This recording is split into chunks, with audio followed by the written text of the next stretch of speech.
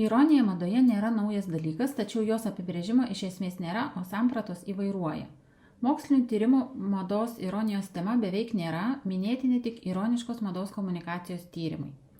Siekiant užpildyti šią spragą bei atskleisti ironijos madoje ypatumus, buvo pasirinkta tyrinėti lietuvišką kultūrą ir Lietuvoje kuriamą mados produkciją. Surinkus duomenis apie tai, kokio tipo ironiški mados produktai kuriami Lietuvoje, straipsnėje pateikiama tokios produkcijos tipologija bei analizuojamas jos kuriamų ironiškų žinučių turinys. Tekste identifikuojami lietuviškos mados ironijos atvejai, jais remiantis pateikiama mados ironijos Lietuvoje lauko struktūra bei nagrinėjami ironiškos dėvimosios arba komercinės gatvės stiliaus mados pavyzdžiai, lietuviškų prekės ženklų Egiboj ir Šmutkė gaminamų ironiškų žinučių turinys. Ironija kaip retorinė priemonė žinoma nuo senosios Graikijos laikų. Sokratų ir senosios Graikijos literatūra rėmėsi ir pirmo mūsų eros amžiaus Romos oratorius Kvintilianas, kuriam priskiriamas plačiausiai paplitęs ironijos apibrėžimas. Ironija randasi tada, kai sakomų žodžių reikšmė prieštarauja tam, kas turima omenyje. Domėtis ironija ypač pradėta romantizmo laikotarpiu. Ją apmąstė Friedrichas Šlėgelis, Siorenas Kierkegoras ir kiti filosofai. 20 amžiaus viduryje ironija tapo neatsiejama vakarų kultūros dalimi. Mokslininkė Claire Colebrook sako, kad gyvename citatų, pastišų, simuliacijos ir cinizmo pasaulyje, atrodo viską apimančios ironijos sąlygomis. Šiuolaikinis gyvenimas tapo toks sudėtingas, kad ironija nebėra tik retorikos priemonė, o yra tapusi tam tikra pasaulėžiūra, įgaunančia įvairius pavidalus, reiškiama tiek žodinėmis, tiek vizualiomis formomis, tiek pasitelkiant kompleksinės sudėtingas medijas, tokias kaip kinas ar televizija. Viena tokių dažnai pasitaikančių formų – vizuali ironija, kuri reiškiasi įvairiose vizualiose medijose, tokiose kaip filmas ar fotografija. Vizuali ironija suprantama kaip ironiškas teiginys perteikiamas vaizdu ar kitų neverbaliniu būdu. Šis apibrėžimas grįstas klasikinė ironijos samprata implikuoja, kad vizuali ironija tai vaizdinys ar vaizdiniai, kurie komunikuoja priešingą reikšmę nei tiesioginė jų reikšmė. Vizuali ironija fotografijoje suprantama kaip kontrastas tarp to, kas rodoma ir to, ką ta vizuali išraiška galėtų reikšti, bei neatitikimo, kurį vaizdinys sukelia žiūrovo sąmonėje.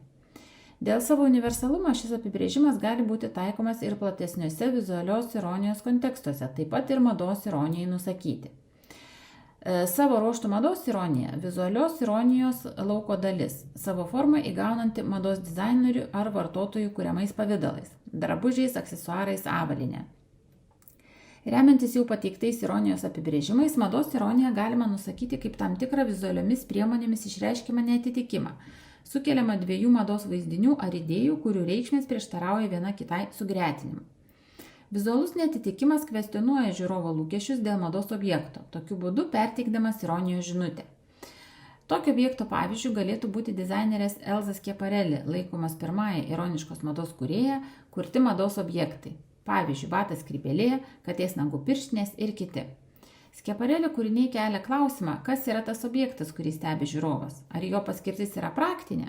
Tokiu atveju jis yra nepatogus vartoti ir praranda prasmę kaip mados lygų aprangos objektas, ar meninė. Tokiu atveju jis taip pat neturi prasmės kaip mados lygų aprangos objektas ir virsta meno kūriniu, kuriam keliami visai kitokie žiūrovo lūkesčiai. Kalbėdami apie mados ironiją kasdienybėje, susidurime su terminu ironiškas vartojimas, kuris liudija, kad ironija nebėra tik retorikos priemonė, bet daug gilesnis reiškinys. Jungtinių Amerikos valstijose atliktų tyrimų autoriai teigia, jog ironiškas vartojimas gali būti pasitelkiamas kaip tam tikra socialinio saugumo forma, kurianti bendruomeniškumo jausmą ir apsauganti nuo patyčių ar nesusipratimų. Mados objektai, drabužiai, aksesuarai, avalynė – viena dažniausių ironiško vartojimo raiškos formų. Atlikus mados ironijos lauko Lietuvoje stebėjimą bei susipažinus su užfiksuotais pavyzdžiais, išryškėja 3 mados ironijos tipai. Ironiška mados kaip aukštosios mados kūryba, ironiška vartojamoji, dėvimoji gatvės mada bei ironiška mados komunikacija. Būtent antrojo gatvės mados ironijos tipo pavyzdžiai nagrinėjami straipsnyje, kviečiu susipažinti.